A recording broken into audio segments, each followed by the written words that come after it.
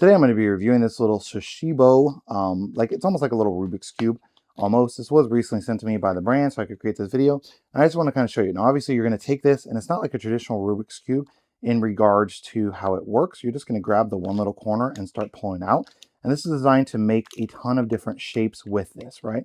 So you can use it to make shapes. And you can be like, okay, well, I wonder what shapes you can make. You can do that on the different site. It'll show you like, okay, this, you can make this shape or that shape or the other shape, right?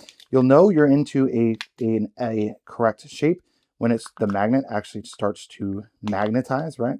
So it kind of, I don't know if it's a magnet or just the way it folds in, but you can see, okay, there you go. So that one easily went into that shape, right? So you can kind of see what the shape looks like. You can see all the different designs that are on the front and then also on the back. So you can kind of play around with this a good amount of time. Now, this is not going to be something that would work well for younger children, just simply because of the it's like paper between each of these, right?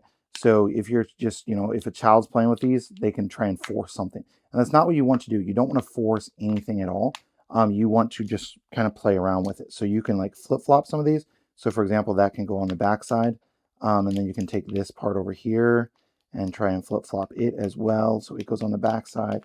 And you essentially just want to kind of play with it or try and morph it from one shape to another. Now, sometimes even like you just have to play with it a bit to even get it to go back to a square, because it's like, okay, well, how did this go?